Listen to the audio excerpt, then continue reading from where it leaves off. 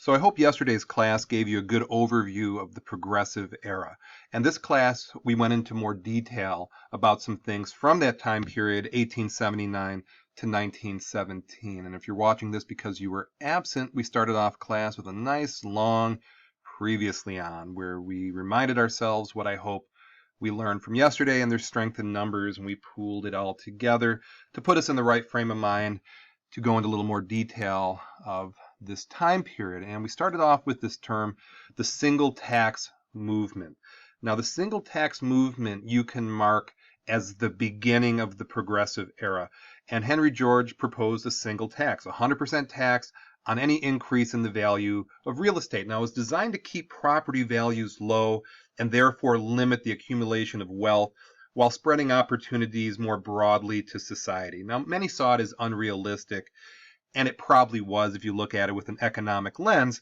However, it was the forerunner of progressive reforms, and you can see the two sides. It's society's liberator, and in this case, not so positive. Okay, so we can mark that as the beginning of the progressive era. Social Darwinism, and I know you've probably learned about Darwinism in your science classes, and natural selection. So for example, the strongest animals reproduce and they produce stronger offspring, and the weak die out. Okay, that's more science class. But social Darwinism is the philosophical principle of applying that to society. In other words, the strongest and the fittest, they will win, they will thrive, they will lead. Okay, now it also held this notion that the weak and the poor, quote unquote, deserve their fate. In other words, hey, if you're at the top, you're the smartest, you're the best, you played your cards right, you deserve it. If you're at the bottom, well, you're weaker, you deserve it. Not a nice way to look at things. However, it was a prevalent philosophy at that time. Muckraking journalists, little repeat from yesterday. And I noticed that people had never raked muck. Okay, if you've ever done construction in the basement, you have to take a rake and get all the nasty hay and stuff and mud from the bottom. It's a very unpleasant job. But this is a metaphor, and it was a form of journalism where writers would expose the bad things in society. Okay, and President Roosevelt nicknamed it muckraker because you're raking the muck from the bottom of American society. He didn't care for that because he felt it was overtly negative. Now, there are still journalists that do this today. As a matter of fact, I put something really recent. Channel 4's Karen Drew is exposing the wrongdoings at the Wayne County morgue. She is raking up the muck of bad things to let the world know in the hope of changing things. Okay, so that was part of the progressive era. Tammany Hall. I actually did my big senior project in college about Tammany Hall, so I'll try to keep it brief, but I spent a lot of time in my life on this topic. And it was before the Civil War, and it was New York City's Democratic Party, and it was really, really corrupt. I think this political cartoon does a great job. This very well could be a stimulus on your test.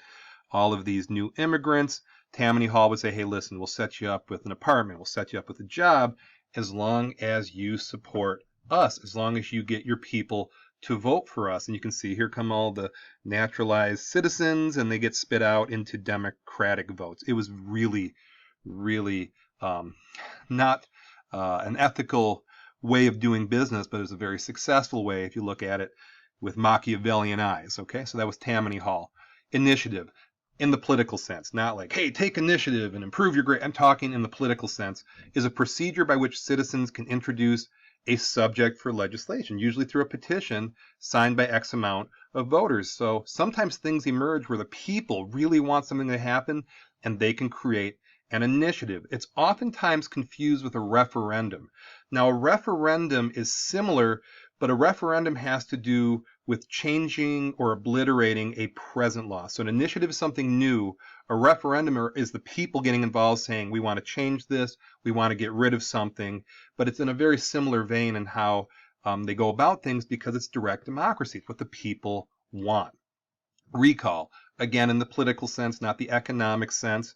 My Ford Escape has recently gotten recalled and getting it fixed in a couple months here, but I'm talking politically. And now this is a process of removing an official from office by popular vote. And this political cartoon, here's the public persona of politicians, but, you know, behind closed doors, they're a little nervous because with recalls, it keeps your politicians in check, because if they step out of line, the people can get rid of them. So you look at recall, referendum, initiative, direct forms of democracy, the people making changes, which is part of the progressive era. Now, this book, The School and Society by John Dewey, highly influential book, and it's considered the progressive approach to education. Now, the upside, it was student-centered.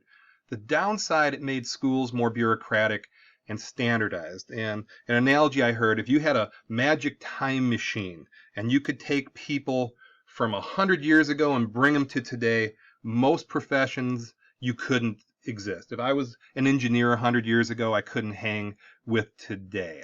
You go down the list. However, if I took a school teacher from 100 years ago and brought him to today, he or she could probably do their things, because we haven't changed that much. And it really stems from John Dewey's philosophy and this book. Jane Addams and the Settlement House movement. Now, the settlement movement was a reformist movement that began in the 1880s and it peaked around the 1920s in the U.S. and England. What it tried to do is improve society by giving poor people access to things that will allow them to be successful, sanitation, proper education, this sort of thing. Personified by Jane Addams, who I consider a wonderful, wonderful woman.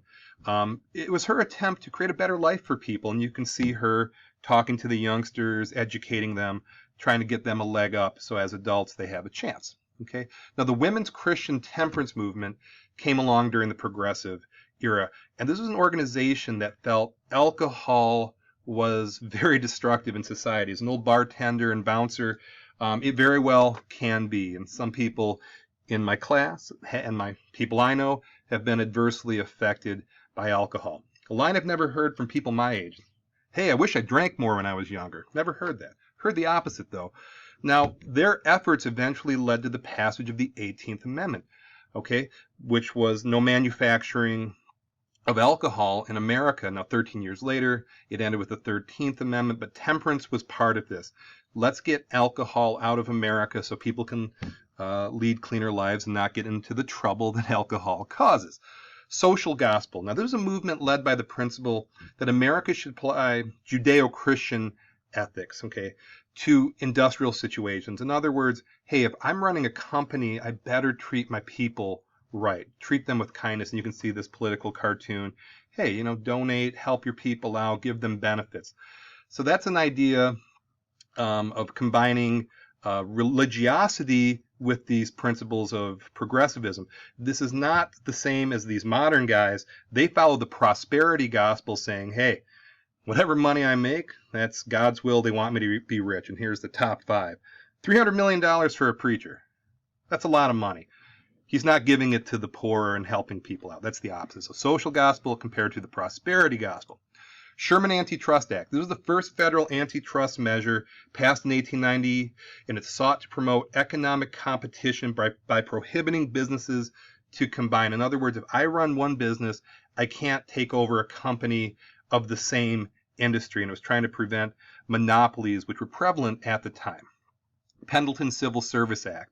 There's a law in 1883 that reformed the spoils system, and you had to take a civil service exam. Me, as your teacher, I had to take 3 tests to make sure that I was able to teach in front of you. If I didn't pass those tests, I couldn't be a teacher. Now, even if the principal were my uncle or my good friend, he couldn't put me in to my job because I have to win it by merit. And this applies to government jobs today. Okay, and it starts with the Pendleton Civil Service Act.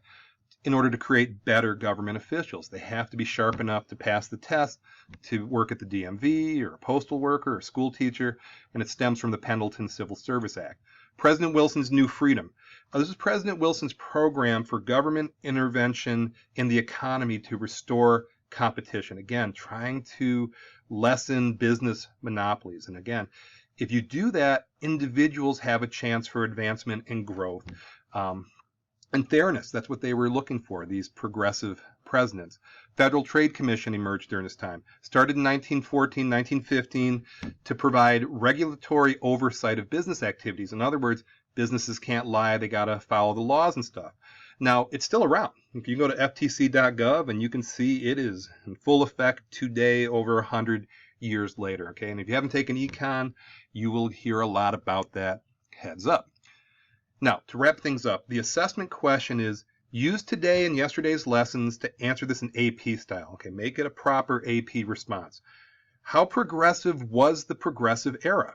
Include the work of individuals. Okay, start thinking of people like the three presidents. Okay, Teddy Roosevelt, President Taft, and President Wilson. I should have said President Roosevelt, excuse me. Okay, those three. Think of Jane Addams. Think of some of these individuals.